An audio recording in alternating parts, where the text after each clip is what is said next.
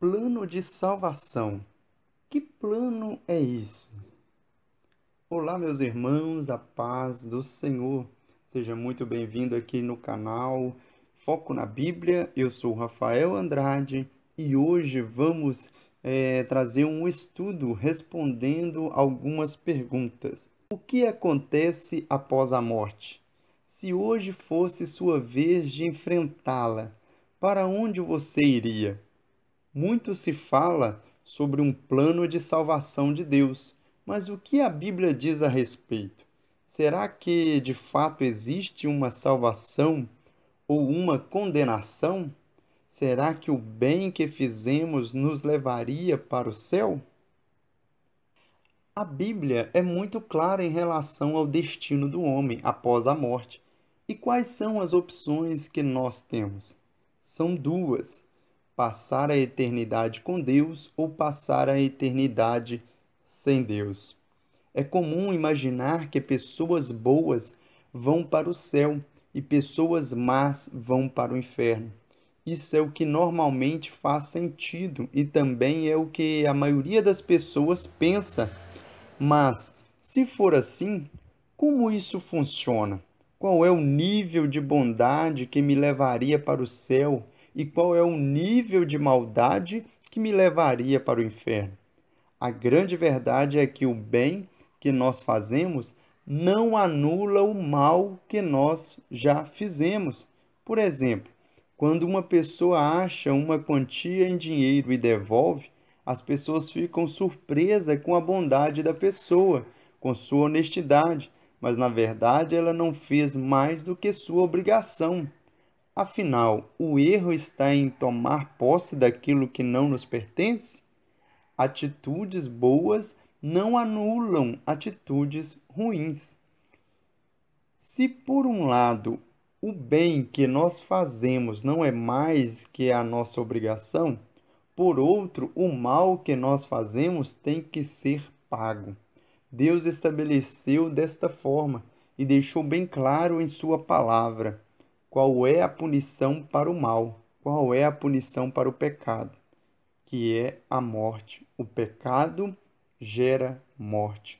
Além da Bíblia dizer que o salário do pecado é a morte, ela também declara que todos pecaram, ou seja, nenhum ser humano está livre do pecado.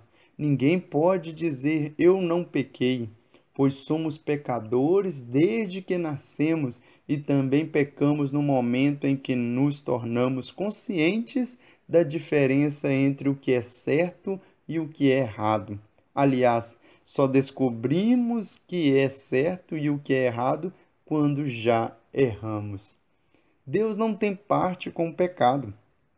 Ele não compactua com o pecado. Por isso, por causa da sua desobediência, o ser humano está separado de Deus. Muitos podem questionar, né?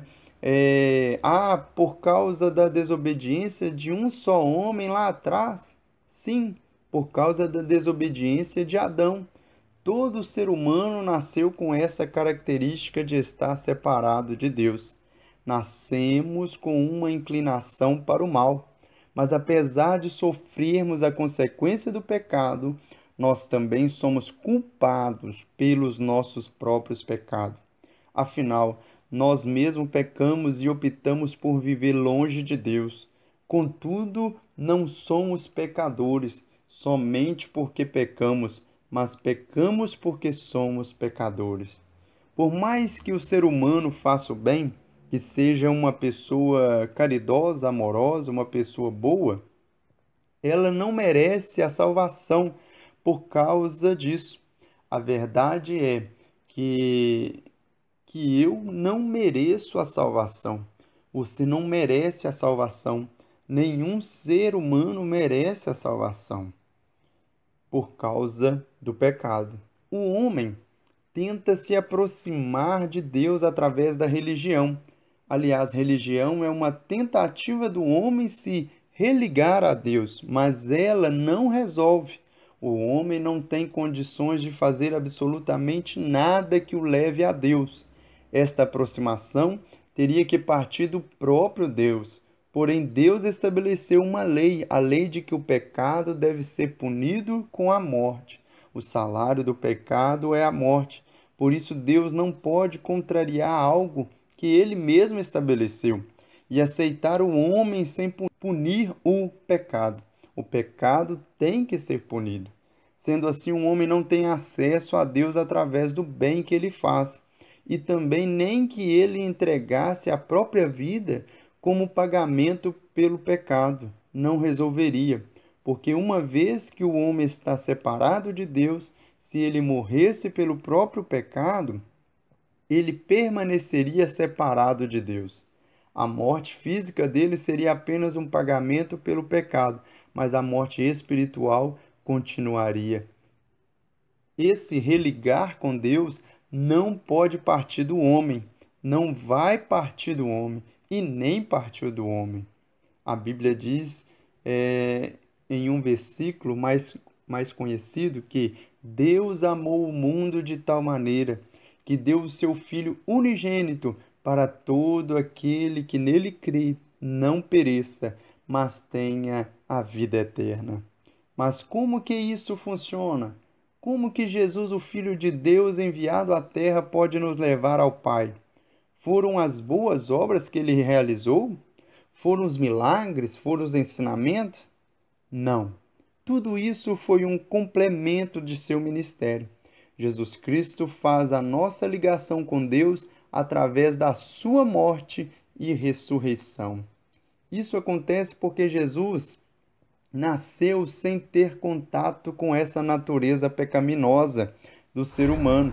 Foi gerado pelo Espírito Santo diretamente no ventre de Maria, porém nasceu sujeito às mesmas necessidades que nós temos: fome, sede, sono, cansaço. Jesus foi sujeito a todas as tentações que um ser humano pode sofrer, porém viveu aqui 33 anos sem pecar, sem cometer um pecado sequer, e foi morto.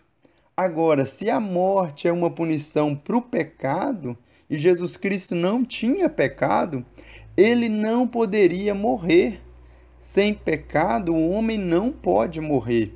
Jesus não tinha pecado e morreu. Por isso, a morte que ele morreu não foi a dele, foi a nossa. Foi feita uma injustiça sobre Jesus, que se tornou a nossa justiça. A Bíblia diz que nós somos justificados por Cristo, declarados justos diante de Deus, porque Jesus Cristo pagou o preço pelo nosso pecado. Da mesma forma como Adão era o representante da humanidade e desobedeceu a Deus, e por consequência nós herdamos essa separação e essa natureza pecaminosa de Adão, A graça e a salvação vieram através da obediência de um único homem, Jesus Cristo, sendo injustiçado para nos trazer justiça. O maravilhoso é que, como Jesus Cristo não tinha nenhum pecado, a morte não tinha condições de reter Jesus Cristo. Uma vez que quem pagou o preço pelo ser humano, ele ressuscitou dentre os mortos. E é por isso, através de Cristo, e só através de Cristo, que nós temos acesso a Deus. O resgate do ser humano partiu de Deus, do amor de Deus pelo homem. Jesus diz: Eu sou o caminho, a verdade e a vida. Ninguém vem ao Pai senão por mim. Jesus Cristo é o único mediador entre Deus e os homens.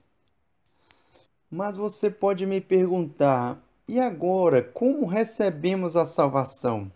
O próprio Deus nos deu o dom da fé, para que nós possamos crer e, através da fé, sermos salvos.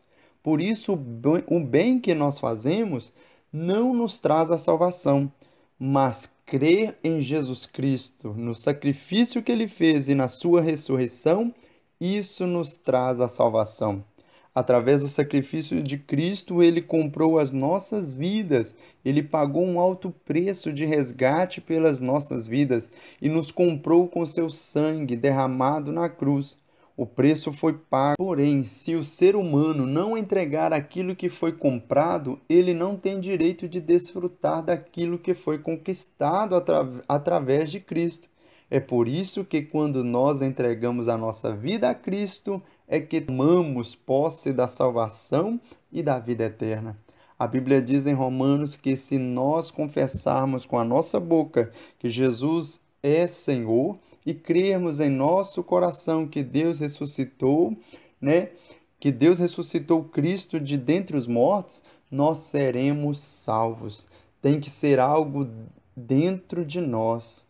Tem que ser uma verdade e a evidência dessa verdade será a nossa atitude a partir deste momento. A Bíblia ensina que o que acontece quando você aceita Cristo, quando você entende o sacrifício que ele fez e entrega sua vida a ele, tudo aquilo que você fez, todos os pecados que você cometeu antes de se entregar a Cristo são perdoados. Alguns podem questionar: então se eu aceitei a Cristo, eu posso continuar pecando, que eu já estou salvo. Se você tem esse pensamento que você vai continuar pecando, significa que você não aceitou a Cristo. Pois quando entendemos o que Cristo fez e entendemos que foram os nossos pecados que levaram Jesus Cristo para a cruz, vamos parar de pecar. Nunca mais vamos pecar. A Bíblia diz que nenhum ser humano deixa de pecar. A grande diferença agora é que não vamos mais viver no pecado. Não somos mais escravos do pecado, mas somos escravos da justiça. Por isso temos que cuidar para que as nossas atitudes sejam corretas. Vamos falhar e errar? Sim, mas mesmo assim podemos confessar esse erro diante de Deus e abandonar esse pecado. Agora, por que eu posso errar, pecar, pedir perdão e ser perdoado? Vou continuar pecando? Não. Se pensamos assim, significa que não há arrependimento. E onde não há arrependimento, não há perdão. O arrependimento tem que ser genuíno, arrependimento não é remorso, arrependimento é mudança de direção. Você estava fazendo algo errado e entendeu que aquilo é errado e seguiu por outro caminho. A Bíblia diz que quando nós aceitamos a Cristo, quando nós recebemos Ele como nosso Senhor, o Espírito Santo passa a habitar dentro de nós. E é através do Espírito Santo que nós seremos convencidos do pecado, da justiça e do juízo de Deus. O plano de salvação é a maior história de amor que já existiu. O que Deus tem para nós, a Bíblia diz, que o olho nenhum viu, mente nenhuma imaginou o que Deus preparou para aqueles que o amam. E nós demonstramos nosso amor a Deus obedecendo às palavras de Cristo. Falar que amamos a Deus é fácil, mas é obediência.